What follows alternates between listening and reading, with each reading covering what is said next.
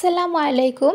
কাছে দূরে যে যেখান থেকে আমার আজকের ভিডিওটি দেখছেন, আল্লাহ আপনাদের সবাইকে সুস্থ রাখুক, নিরাপদে রাখুক, সৎ কাজের সঙ্গে রাখুক এবং নেক ইচ্ছাগুলো পূরণ করুক। আমিন। রমজান মাস যেহেতু চলে এসেছে, তাই প্রত্যেকের ঘরেই কিন্তু এখন রমজানের প্রস্তুতি চলছে।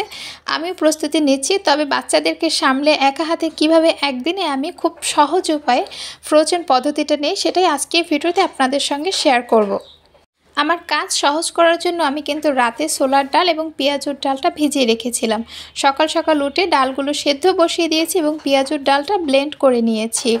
ডাল ধোয়া পানিটা কিন্তু আমি ফেলে দেইনি, কারণ এই পানিটা কিন্তু গাছের জন্য বেশ ভালো, তাই পানিগুলো আমি আমার প্রত্যেকটা গাছে দিয়ে দিলাম। এ পর্যায়ে কিন্তু আমি চিকেন রোল করার প্রস্তুতি নিচ্ছি। তবে চিকেন রোল করার আগে অবশ্যই আপনাকে পুরটা রেডি করতে হবে। পুরের জন্য কিন্তু আমি আলাদা কোনো আসলে আহামরি রেসিপি দিচ্ছি না, একদম নর্মাল। তবে তার ভিতরে যেন খেতে ভালো হয়, বাচ্চারা বড়রা আমরা সবাই খেতে পারি, সেটা আমি মাথায় রেখেছি। এইখানে কিন্তু আমি চিকেন, তার সঙ্গে যে চিকেনের কলিজা হয় সেটা একসঙ্গে নিয়েছি এবং সয়া সস, আদা, রসুন এগুলো দিয়ে কিছুক্ষণ সময় এটাকে ম্যারিনেট করে রেখেছি। এবং যে কাঁচামরিচটা দিয়েছি সেটা কিন্তু আমি বিচিটা ফেলে দিয়েছি, কারণ যেহেতু বাচ্চারা খাবে। চিকেনটা করার ফাঁকে কিন্তু আমি আটাটাও খুলে নিচ্ছি, কারণ আটাটা যদি আপনি কিছুক্ষণ ঢাকনা দিয়ে রাখেন, এতে করে আপনার আটার ময়ানটা খুবই সুন্দর হবে।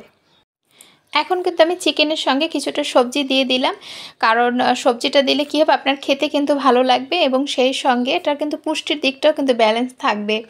এবং আমার চিকেনের পুরটা কিন্তু বেশ ভাজা ভাজা হয়ে গেছে। এরপর যে আমি ঘরে তৈরি করা আমার হোমমেড গরম মশলাটা দিয়ে দিচ্ছি।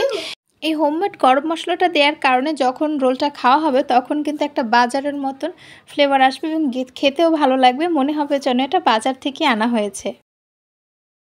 রোল বানানোর সময় নর্মালি আমরা কিন্তু ডিম, একদম পুরো একটা ডিমকে ফেটিয়ে তারপরে ডিমে চুবিয়ে রোল করি। তো আমি কিন্তু একটু আলাদা করেছি, অর্থাৎ ডিমের সাদা অংশটাকে আলাদা রেখেছি এবং হলুদ অংশটাকে এই যে ময়ানের সঙ্গে মেখে নিয়েছি।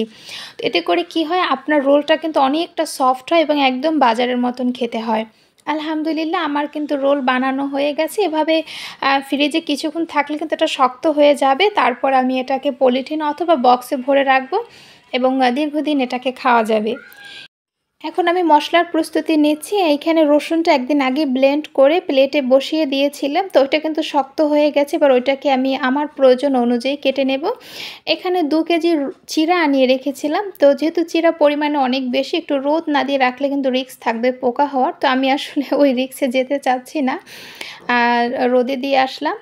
এবং এইখানে কিন্তু আমি রসুন, এটাকে কিউব, যে আইস কিউবের বক্সটা হয় ওইটাতে রেখেছি, কারণ দেখা গেছে অনেক সময় রান্না করতে গেলে দেখবেন অল্প রসুনের প্রয়োজন হয়। তো সেই জন্য আমি কিন্তু ছোট ছোট এরকম কিউবে রেখেছি। আদাও রেখেছি সেমভাবে, এবং রসুন বড় থালায় রেখেছি এবং এটা একটু বড় কিউব করেছি, যাতে করে আমার যদি কোনো রান্নায় বড় বা বেশি প্রয়োজন হয় তখন আমি এখান থেকে দিয়ে দেব। আমি জানি না এখন পর্যন্ত আমার ভিডিওটা কেউ দেখছেন কিনা, যদি দেখে থাকেন এবং আপনার কাছে ভালো লেগে থাকে অবশ্যই আমার চ্যানেলটিকে একটা লাইক দিবেন এবং সাবস্ক্রাইব করবেন। সেই সঙ্গে আপনার মূল্যবান মতামতটি আমাকে জানাবেন। আর আমার ছোট্ট বাবা যেইখানে এরকম ছোট্ট পার্টি দেখে নামাজ পড়তে দাঁড়িয়েছে, আলহামদুলিল্লাহ, সবাই ওর জন্য দোয়া করবেন।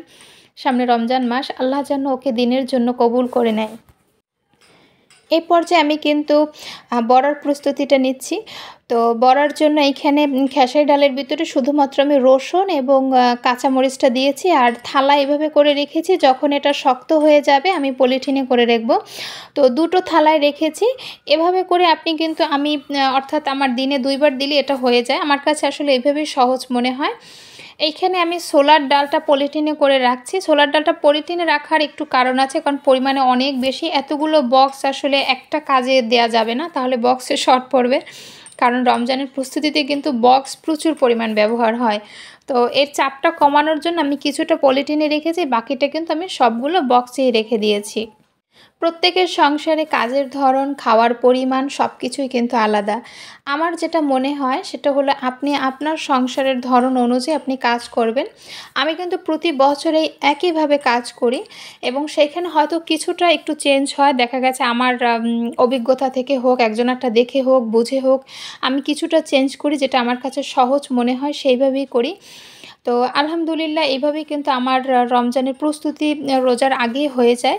তো আপনিও যদি আপনার সংসারের কাজগুলোকে আপনি আপনার মতন করে গুছিয়ে আ করেন তাহলে কিন্তু ইনশাআল্লাহ আপনিও এইভাবে একদিনে ফ্রোজেন করতে পারবেন এবং রমজানের আগে ইনশাআল্লাহ আপনিও প্রস্তুতি নিতে পারবেন। আমরা মেয়েরা আমাদের কিন্তু সংসারে অসংখ্য কাজ, বিশ্বাস করেন এগুলো করে বাইরে মানুষের সমালোচনা করার মতন সময় আমাদের হাতে নেই। যারা করে তাদের কাছে আমার মাঝে, মাঝে প্রশ্ন করতে ইচ্ছে করে যে আপনারা এত সময় কোথায় পান? ধৈর্য কিন্তু অনেক বড় একটি ইবাদত। সেটা আমাদের কাজের ক্ষেত্রে হোক অথবা কারো কথায় উত্তেজিত হওয়া হোক। আপনি সবসময় একটা জিনিস মাথায় রাখবেন, যদি আপনাকে অকারণে কোনো কথা কেউ বলে, আপনার তরফ থেকে কিন্তু একজন ফেরেশতা তার প্রত্যেকটি কথার জবাব দিয়ে দেয়। তো আপনি ওই মুহূর্তে এটাই মাথায় রাখবেন যে, ইনি আমাকে অকারণে এই কথাগুলো বলছে, কষ্ট দিচ্ছে। আমি জবাব না দিয়ে আমার তরফ থেকে যদি একজন ফেরেশতা স্বয়ং তাকে সেই কথার জবাব দিয়ে দেয়, সেইটা কিন্তু উত্তম। তো এটা আপনি যখন মাথায় আনবেন, দেখবেন আপনার কিন্তু অদ্ভুতভাবে মাথাটা ঠান্ডা হয়ে যাচ্ছে। তো সামনে রমজান মাস, আমরা যেন সবাই আমাদের নিজেদের পরিবার এবং প্রত্যেকের জন্য দোয়া চাই আল্লাহর কাছে। সবাই ভালো থাকবেন।